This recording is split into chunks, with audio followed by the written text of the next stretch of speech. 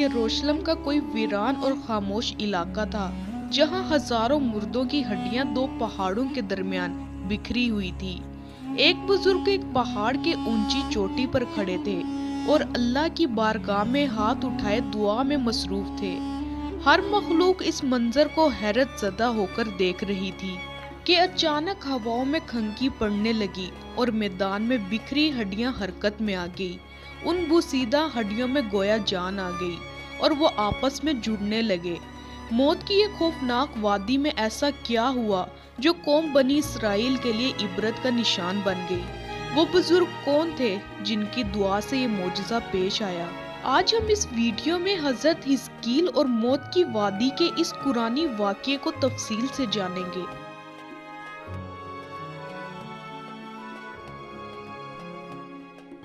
हजरत हिजकील एक नेक, साबिर और बरगजीदा नबी थे।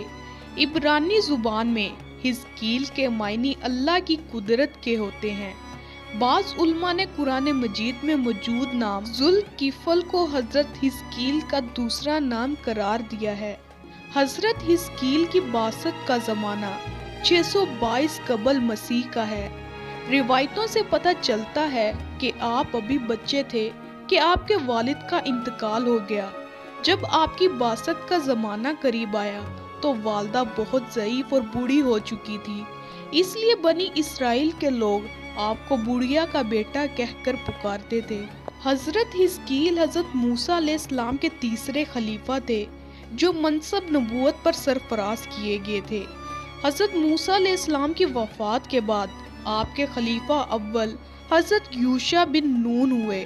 उनके बाद हजरत खालिद बिन यूहन्ना ने इसराइल की इमामत की और फिर उनके बाद हजरत हिजकील हजरत मूसा अलैहिस्सलाम के जानशीन और नबी हुए।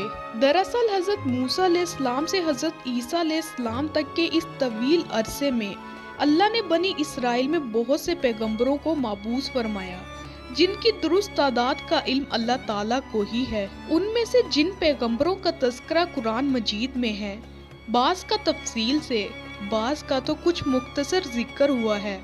लिहाजा हजरत यूशा और हजरत हिजकील का नाम कुरान मजीद में मौजूद नहीं है। अलबत्ता बाज़ वाक़यात के ज़मन में उन नबियों का जिक्र अहादीस अक़वाल में मिलते हैं। हजरत हिजकील नबूवत के ओहदे पर फाइज हुए तो बनी इसराइल में सरकशी और नाफरमानी आम थी। झूठ, मुनाफ़क़त, रिश्वत खोरी, हसद, कीना माशरे में सरायत कर चुकी थी। लोग बेहयाई और बदकारी पर फख्र किया करते थे, जुल्म और जबर करके खुश होते थे। बाप दादा के रस्म और रिवाज मजहब बन चुकी थी। कौम इतने फिरकों में बढ़ चुकी थी कि उनका शुमार मुमकिन न रहा था।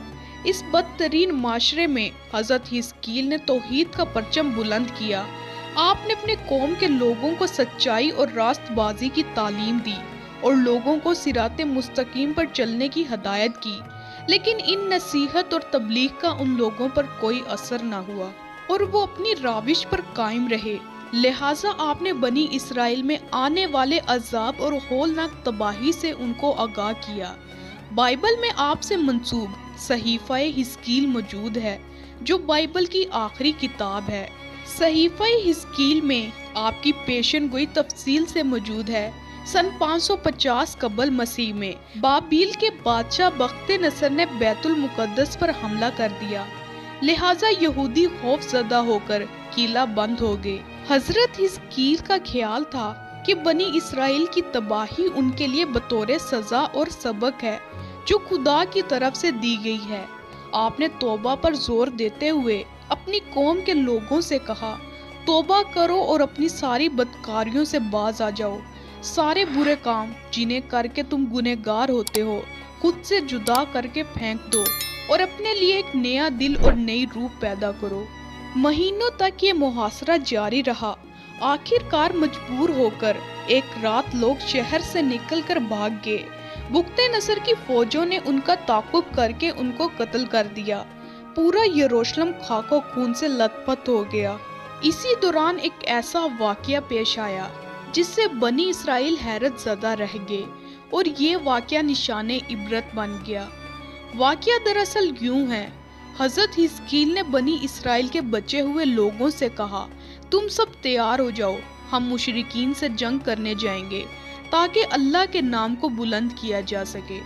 بنی اسرائیل نے جب جنگ اور جہاد کی بات سنی تو اپنی جانوں کے خوف سے بھاگ کھڑے ہوئے اور آبادی سے دور ایک وادی میں جا کر قیام پذیر ہو گئے اور 2 پہاڑوں کی گھاٹیوں میں رہنے لگے۔ اللہ تعالیٰ کو ان کی یہ حرکت بہت ناپسند ہوئی، چنانچہ اللہ نے ایک عذاب کے فرشتے کو اس جنگل میں بھیج دیا، جس نے ایک پہاڑ کی آڑ میں چھپ کر چیخ مار کر بلند آواز میں یہ کہا، تم سب مر جاؤ۔ اس بھیانک چیخ کو سن کر سب کے سب لوگ وہیں مر گئے، جن کی تعداد 70,000 تھی۔ ان مردوں کی تعداد اس قدر زیادہ تھی کہ لوگ ان کے کفن دفن کا کوئی انتظام نہ کر سکے، اور ان مردوں کی لاشیں کھلے میدان میں بے غور کفن یوں ہی پڑی رہ گئی۔ کچھ عرصے بعد یہ لاشیں اس طرح پڑی رہنے کی وجہ سے سڑنے لگی اور بے انتہا بدبو سے پورے جنگل بلکہ اس کے اطراف میں بدبو پیدا ہو گئی۔ کچھ لوگوں نے ان کی لاشوں پر رحم کھا کر چاروں طرف سے دیوار اٹھا دی تاکہ یہ لاشیں درندوں سے محفوظ رہیں۔ کچھ دنوں بعد حضرت حزقیل کا اس جنگل میں ان لاشوں کے پاس سے گزر ہوا تو اپنی قوم کے 70,000 انسانوں کی اس موت نگہبانی اور بے غور کفن لاشوں کی فراوانی دیکھ کر رنج و غم سے ان کا دل بھر آیا۔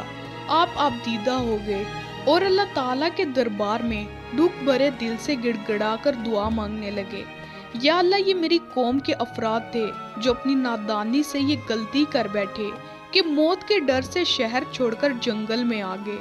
یہ سب میرے شہر کے باشندے ہیں، ان لوگوں سے مجھے محبت تھا اور یہ لوگ میرے دکھ سکھ کے شریک تھے۔ افسوس، میری قوم ہلاک ہو گئی اور میں بالکل اکیلا رہ گیا۔ اے میرے رب، یہ وہ قوم تھی جو تیری حمد کرتی تھی اور تیری توحید کا اعلان کرتی تھی۔ آپ بڑے سوز و دل کے ساتھ دعا میں مشغول تھے کہ اچانک آپ پر وحی اتر پڑی کہ اے حزقیل، ان بکھری ہوئی ہڈیوں سے فرما دیجئے، اے ہڈیوں، بے شک اللہ تم کو حکم فرماتا ہے، تم اکٹھا ہو جاؤ۔ یہ سن کر بکھری ہوئی ہڈیوں میں حرکت پیدا ہوئی اور ہر آدمی کی ہڈیاں جمع ہو کر ہڈیوں کے ڈھانچے بن گئے۔ پھر یہ وحی آئی، اے حزقیل، آپ فرما دیجئے، اے ہڈیوں، تم کو اللہ کا یہ حکم ہے، تم گوشت پہن لو۔ یہ کلام سنتے ہی فوراً ہڈیوں کے ڈھانچے پر گوشت چڑھ گیا۔ پھر تیسری بار یہ وحی نازل ہوئی، اے حزقیل، آپ یہ کہہ دیجئے کہ اے مردو، خدا کے حکم سے تم سب اٹھ کھڑے ہو جاؤ۔ چنانچہ آپ کے زبان سے جیسے ہی یہ کلمات جاری ہوئے تو 70,000 لاشیں یکدم اٹھ کھڑی ہوئی اور تمام لوگ پھر سے زندہ ہو گئے۔ پھر یہ سب لوگ جنگل سے روانہ ہو کر اپنے شہر میں آ کر دوبارہ آباد ہوئے اور اپنی عمر کی مدت تک زندہ رہے۔ لیکن ان لوگوں پر موت کا اتنا نشان باقی رہ گیا کہ ان کی اولاد کے جسموں سے سڑی ہوئی لاشوں کی بدبو برابر آتی رہی۔ چنانچہ یہ اثرات آج تک ان یہودیوں میں آتے ہیں جو ان لوگوں کی نسل میں باقی رہ گئے۔